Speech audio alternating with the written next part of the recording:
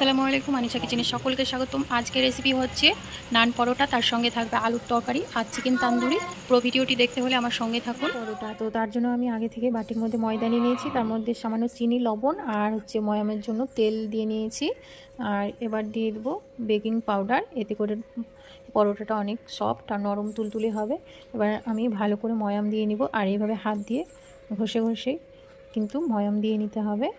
ময়াম দেওয়া যত ভালো হবে পরোটাটা তত বেশি নরম আর সফট হবে। দেখুন কত সুন্দরভাবে আমি একদম ময়াম দিয়ে নিয়েছি ময়দাটা। এইভাবে হাত দিয়ে আবার করলে কিন্তু খুলে যাচ্ছে। এবার অল্প অল্প পানি দিয়ে একটা ডো তৈরি করে নেব। ডোটা আমি একটু নরম করে মাখিয়েছি, এবার হাতে তেল দিয়ে একটু মাখিয়ে নেব। পরোটার ডোটা যদি আপনারা নরম করে এভাবে মাখেন তাহলে কিন্তু পরোটাটা অনেক বেশি নরম আর তুলতুলে হবে। তো এটা আমি আধ ঘন্টার জন্য রেস্টে রেখে দেবো। পরোটার সাথে খাওয়ার জন্য সিম্পল আমি একটা আলুর তরকারি বানাবো। তরকারিটা সিম্পল হলেও কিন্তু খেতে দারুণ টেস্টি হয়, একবার এইভাবে বানিয়ে দেখবেন। তো কড়াই গরম করে সরিষার তেল দিয়ে দিলাম। তেলটা একটু গরম হয়ে এলে ফোড়নে দিয়ে দেবো জিরা, এবার দিয়ে দেবো আদা রসুন থেতো। আদা রসুনটা ভেজে নেওয়া হয়ে গেছে, দিয়ে দেবো পেঁয়াজ কুচি, টমেটো কুচি, সামান্য করে দেবো লবণ, লঙ্কা গুঁড়ো, জিরে গুঁড়ো, হলুদ গুঁড়ো। মশলাটা কষানোর জন্য সামান্য পানি দিয়ে দেবো আগে থেকে সেদ্ধ করে রাখা আলু।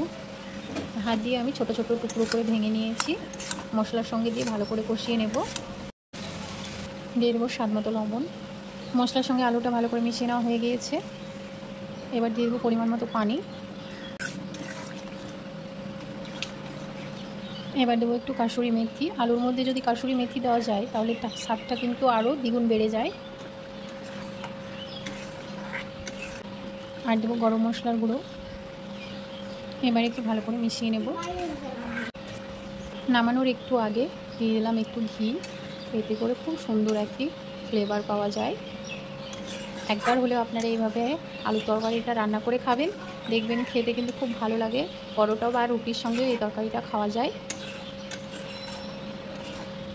হয়ে গিয়েছে, এবার আমি ময়দাটাকে হাত দিয়ে ভালো করে মেখে নিয়ে তারপরে লেচি কেটে নেব। আর দেখুন ময়দাটা কত সুন্দরভাবে একদম ফুলে গেছে।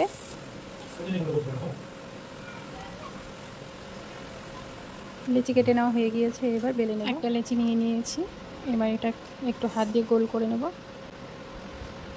বেলার জন্য হালকা করে তেল মাখিয়ে নিয়েছি, এবার আমি এভাবে বেলে নেব। আপনারা যে কোনো সাইজের কিন্তু পরোটা বেলে নিতে পারেন। পরোটাটা একটু আমি মোটা করে বেলে নেব, খুব বেশি পাতলা করে কিন্তু বেলা যাবে না, নয়তো ফুলবে না, ছিঁড়ে যাবে পাতলা। তাওয়া বসিয়ে দিয়ে গরম করে নিয়েছি, এবার পরোটাটা দিয়ে দেবো। এক পাশটা হয়ে গেছে, এবার অপর পাশটা উল্টিয়ে দেবো। আর এইভাবে হালকা করে চারিদিক দিয়ে একটু তেল ছড়িয়ে দেবো। বেশ কিছুক্ষণ সময় ধরে পরোটাগুলো ভেজে নিতে হবে।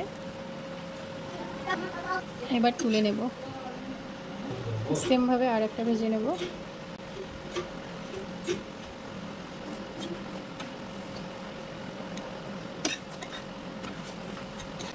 তাওয়ার মধ্যে আরেকটা আমি পরোটা দিয়ে দিয়েছি, আর ফোলার সময় হয়ে আসবে তখন কিন্তু গ্যাসের ফ্লেমটা বাড়িয়ে দিতে হবে, নয়তো পরোটাগুলো ফুলবে না।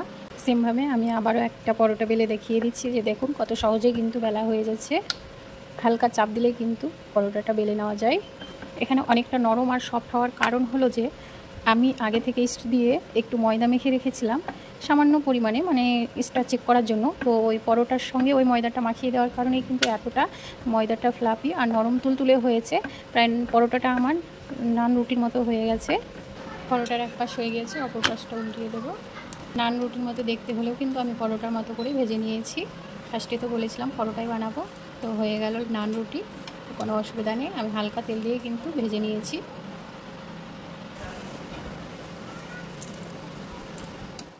সমস্ত নান পরোটাগুলো আমি ভেজে তুলে নিয়েছি একটা প্লেটে, আর দেখতেই পাচ্ছেন কতটা নরম আর সফট হয়েছে, একেবারে কোনো রকম কিন্তু কাঁচা নেই।